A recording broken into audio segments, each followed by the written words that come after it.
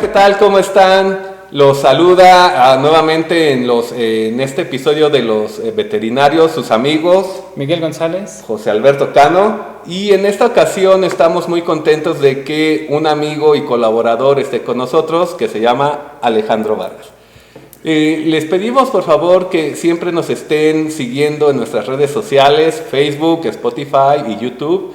No se les olvide también enviarnos sus comentarios, sugerencias sobre los temas que nos quieran hablar, que quieran que discutamos o que de algún especialista que quieran que invitemos para tratar los temas donde tengan más dudas. Miguel, ¿cómo estás? ¿Cómo has estado? Muy bien, pues nosotros somos los veterinarios y estamos haciendo extensionismo digital. El día de hoy, con apoyo de nuestro amigo IMBZ Alejandro Vargas, vamos a ver el episodio 14 que toca en esta ocasión, y es manejo de residuos orgánicos. Es algo muy importante, justamente porque lo hemos estado hablando en episodios previos, sí, de que cuando vamos a pensar en tener animales como mascotas o como animales de producción, siempre va a haber desechos. Y claro, esos desechos pues, son los orgánicos, ¿no? Sí. ¿Te acuerdas también en bioseguridad? Hablamos de los desechos, ¿no? Siempre va a haber desechos. Siempre va a haber.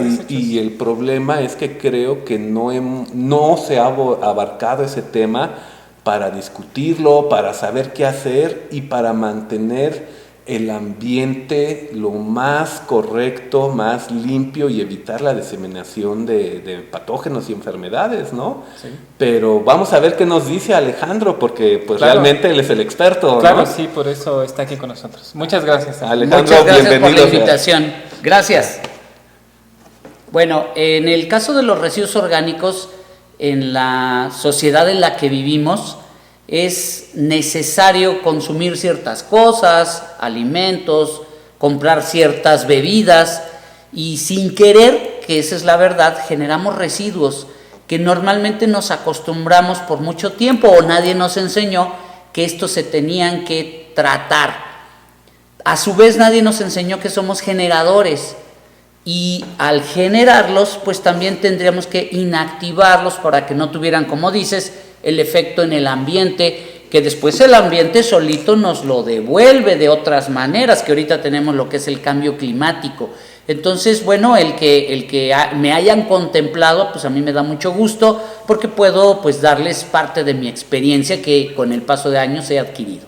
Oye Alejandro, una pregunta. ¿Cualquier persona puede hacer su manejo de residuos orgánicos? Sí, claro, esta es la ventaja que se tiene. Tenemos que enseñar los puntos más importantes que se tienen que llevar a cabo.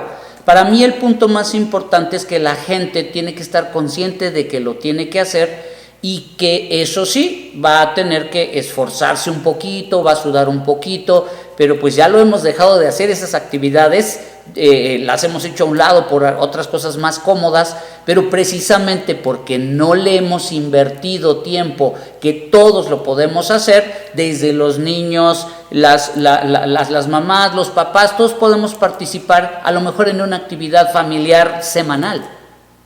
Ok. ¿Y este tipo de manejos orgánicos se debe de hacer en animales de producción o también se debe de hacer en los animales de compañía? O sea, en las mascotas como perros, gatos, canarios. Muy buena pregunta, porque tanto los residuos que se generan en las granjas como los que en las pequeñas granjas, en las operaciones pequeñas, como los residuos que se generan cuando tenemos gatos, la arena de los gatos, la excreta de los perros, o de repente llega a pasar que se murió el perico o que se murió el canario, lo podemos realizar porque finalmente ya científicamente, metiéndome muy poquito en ello, están compuestos de las mismas moléculas que a su vez van a responder al mismo tratamiento que le demos, sea excreta de cerdo, sea excreta de perro. Entonces, esa ventaja tenemos, que si sabemos ciertos manejos especiales, lo vamos a realizar efectivamente. Algunos pensamos que necesitamos como mucho espacio para hacer este manejo de los residuos, ¿no? Yo estoy pensando, por ejemplo, en la gente que tiene un perro, un gato y en un departamento, en un espacio pequeño, ¿no? ¿Podría también hacer este manejo de residuos orgánicos en su propia casa, en un espacio pequeño? ¿O si necesitamos un campo abierto así para más comodidad? La respuesta sería sí, no, y ahorita explico por qué. Sí lo pueden hacer en cualquier lugar, pero no, por ejemplo, cuando estamos hablando de un departamento en el que la persona sí es muy escrupulosa, muy limpia, que independientemente de hacer el residuo, nunca quisiera ver una mosca o no quisiera ver una migaja de algo. Ahí sí va a ser un poco complicado porque el proceso natural pues va a generar la emanación de ciertos olores que a lo mejor volvemos al punto que a la persona no quisiera oler.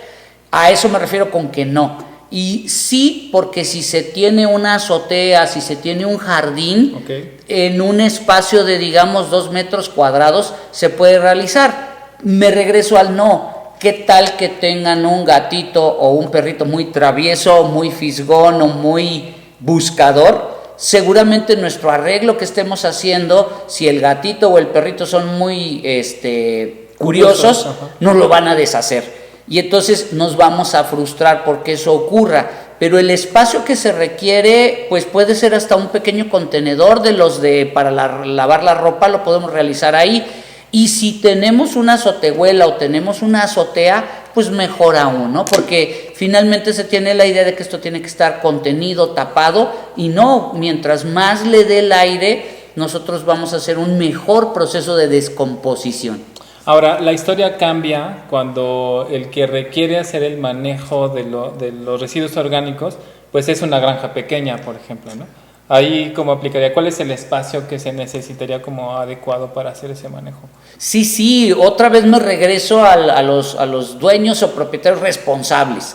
Y responsable querría decir que responden si hubiera un problema, ¿no? Entonces, el que responde es el que va a decir, yo me voy a hacer responsable de tratarlos. Para el caso de una granja, sí, dependiendo también el inventario que tenemos, la etapa en la que se tiene y el espacio disponible. En general en México se acostumbra que el 100% del espacio esté ocupado por las camas o los corrales de los animales, pero tal vez deberíamos de tener menos animales para que el espacio que no ocupamos para los corrales fuera el que utilizáramos para tratar los residuos. Vamos a pensar que vamos a pensar en un cerdo.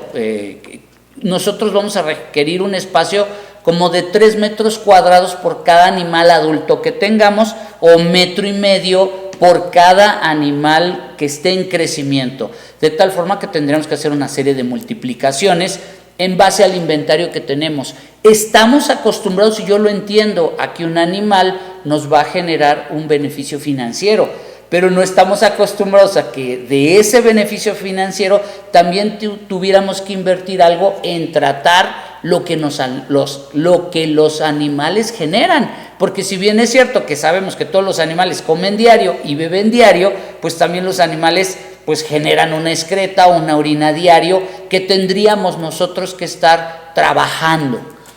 Perdón, me perdí un poquito. En esas medidas que acabas de mencionar de 3 metros, ¿eso es el espacio que se necesita para hacer el manejo de los desechos orgánicos? Incluiría el manejo y también en donde dispondrías de ese compost o abono que tú vas a producir. Entonces, si tú tuvieras 10 animales grandes, tendrías 30 metros cuadrados, y de esos 30 metros cuadrados tú vas a utilizar, digamos, un cuarto para realizar el manejo, el compostaje, el manejo de las pilas, y lo demás que sería, digamos, un jardín, ahí tú lo vas a poder colocar.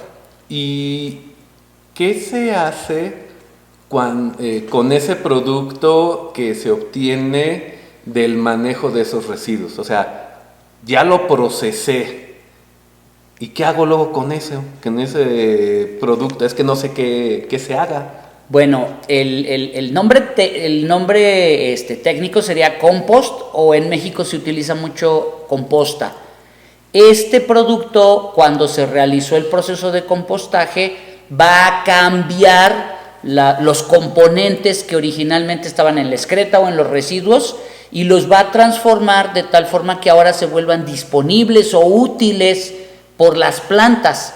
Entonces, este producto lo puedes usar ya no para los animales, sino para que las plantas de diferentes tipos puedan aprovecharlo, con excepción de las excretas de los perros y de los gatos, los cuales, si los vas a utilizar para plantas, no es para plantas comestibles. Por ejemplo, lo puedes usar para árboles maderables, para jardín, para situaciones, por ejemplo, en otros países o en México también se utiliza para fertilizar campos de golf donde no se van a generar alimentos. Ah, ok.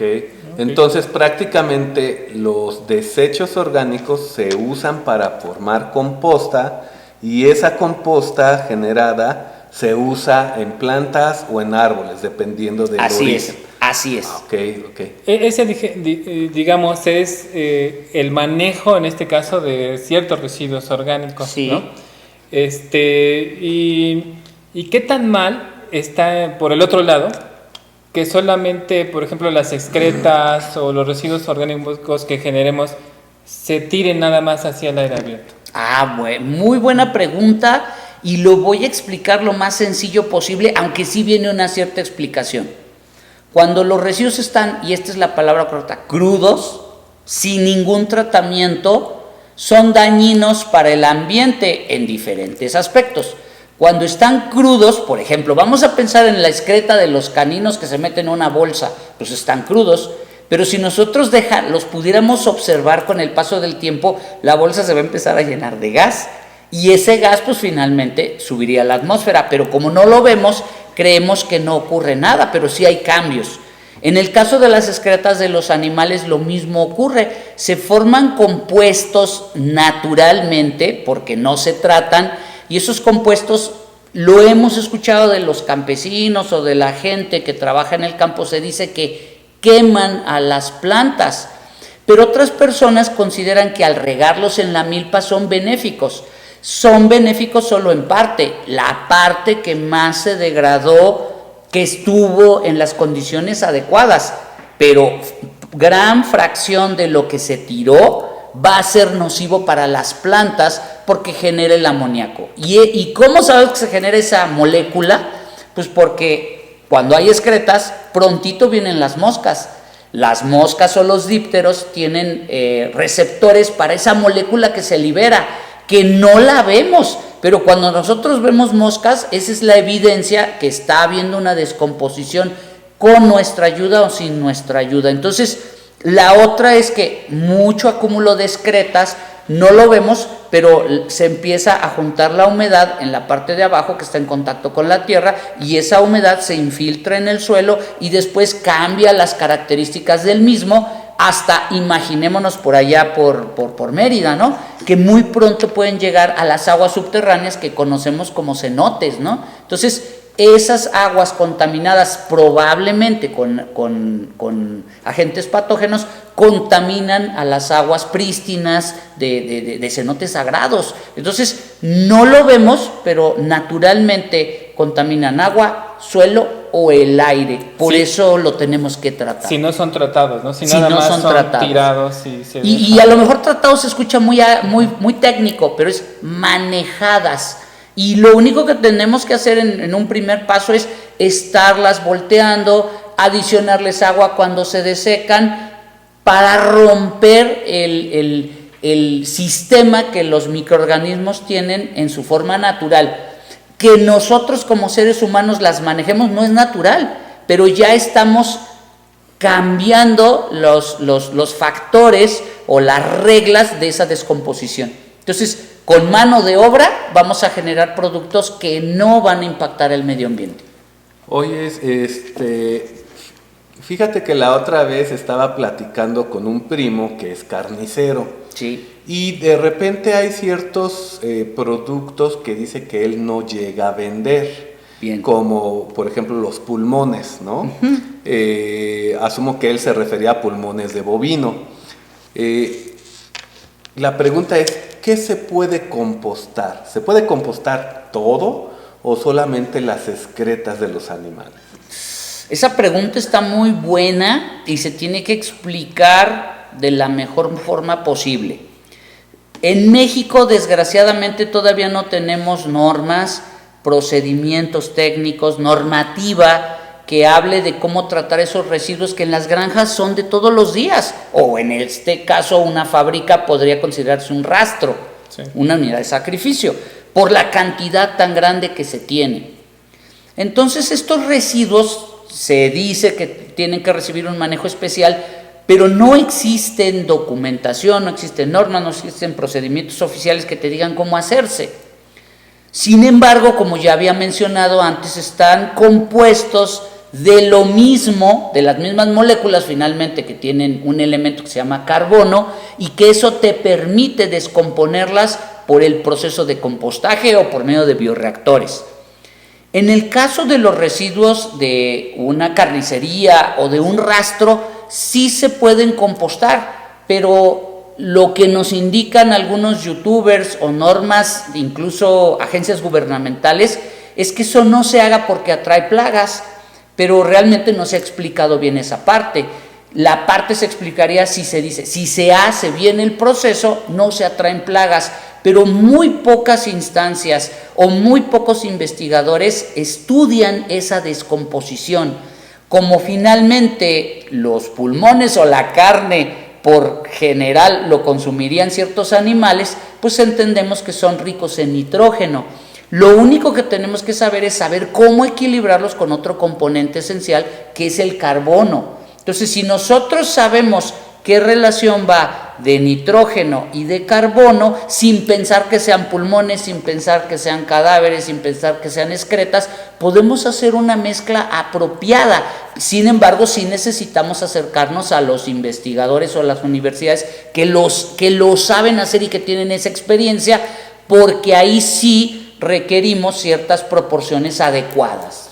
Entonces, es aquí donde entran nuestros amigos los veterinarios para apoyar en el desarrollo y planeación de este manejo de excretas. Sí, porque por ejemplo compostar excretas de animales domésticos con residuos agrícolas es más fácil que compostar excretas de canino, porque normalmente no tenemos forma de acumularlas como por vecinos, ¿no? Por colonias. Además, es probable que las temperaturas que tú alcances en una granja no sean tan elevadas, pero en la granja como que no estorban. Pero en una casa, habitación, en una colonia, en una ciudad, sí. Entonces, ahí necesitas como que trasladarlas a un lugar más espacioso o más como de campo, o saber exactamente elevar la temperatura para que no se queden activas esas formas, parásitos, virus, bacterias en las excretas caninas.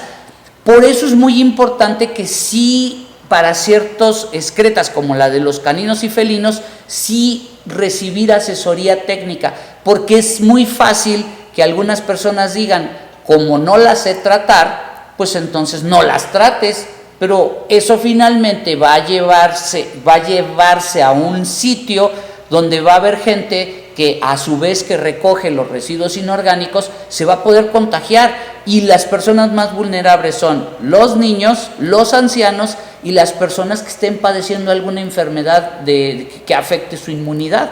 Y entonces una persona normal puede tocarlas, puede consumirlas y resistir, pero niños, ancianos y personas vulnerables se nos van a enfermar, y además son personas pobres, ¿no? Los que están en los rellenos sanitarios, en los vertederos al aire libre. Por eso sí tenemos que tener esa responsabilidad, si no de tratarlas, de buscar los lugares, las universidades o los investigadores que sí lo saben hacer. Sí, porque hay población vulnerable, sí, ¿no? Más vulnerable que otra, ¿no? Entonces, realmente no hay como una receta del hacer composta, ¿no? Digo, porque a lo mejor luego algunos nos vamos con la idea de, bueno, es composta, es residuo orgánico, lo trato igual a todo, ¿no? Uh-huh. Pero no es así, de acuerdo a lo que nos estás diciendo, ¿no? Sí, tendríamos que tener más cuidado con las excretas que sabemos que son portadoras de enfermedades para la misma especie, perro, gato a gato, pero peor aún que pudiera haber una transmisión de una especie a la otra, ¿no? De los perros o gatos hacia el ser humano. Ahí sí tendríamos que tener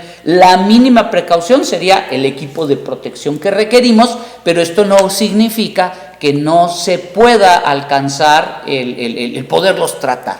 Sí, ahorita me llama la atención, digo, desgraciadamente el tiempo nos apremia, pero me llamó la atención el hecho de que tú mencionabas el cambio de las temperaturas, ¿no?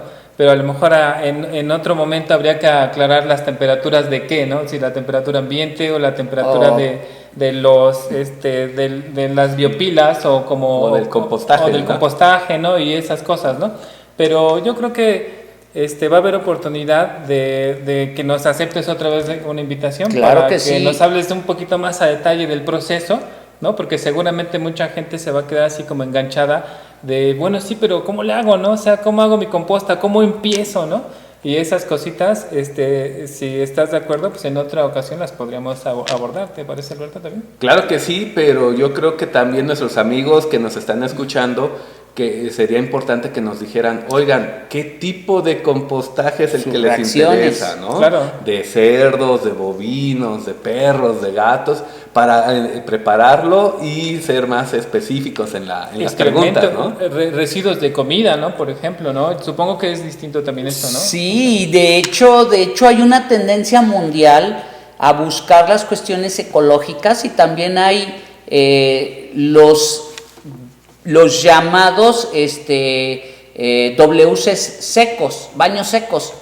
Sin embargo, bueno, hay que hacer aclaraciones, que esos baños secos son nada más en donde se realiza, por donde se genera esa excreta, pero posteriormente se tienen que degradar en condiciones que ya no son secas, ¿no? Entonces sí, visualmente se ve seco, pero eso no está descompuesto. Es como cuando se le añade la cal al cadáver de la rata, del perro que se atropella, pues están matando las bacterias que normalmente lo van a descomponer y que generan ese olor, pero el cadáver no se descompuso, nada más se detuvo, se quedó en latencia. Para mí es muy importante lo que yo he descubierto, que la gente, el público, ustedes estén apercibidos, que estén interesados de eso. Y para mí lo más importante es eso, que la gente tenga el interés, y yo, claro, con gusto ya lo podemos desarrollar de una forma en la que a lo mejor se lleve a un link, se lleve a buscar un procedimiento en el que la gente también pueda acceder a ese mismo, porque finalmente lo más importante es que tengan interés de hacerse cargo de lo que sus animales, sus mascotas generan. Muy bien, pues entonces, estaríamos dando por finalizado este episodio número 14, manejo de residuos orgánicos. Le agradecemos mucho a nuestro amigo y colega Alejandro Vargas. Nosotros somos José Alberto Cano, Miguel González y Alejandro Vargas. Y nosotros somos los veterinarios, haciendo extensionismo digital. Muchas gracias, no se olviden de seguirnos en nuestras redes sociales, Spotify, YouTube y Facebook, perdón. Por favor, les pido mucho sus comentarios, que nos den las ideas sobre qué temas quieren que platiquemos, y nos estamos viendo en el siguiente episodio. Compartan, difundan, comenten. Muchas gracias. Saludos.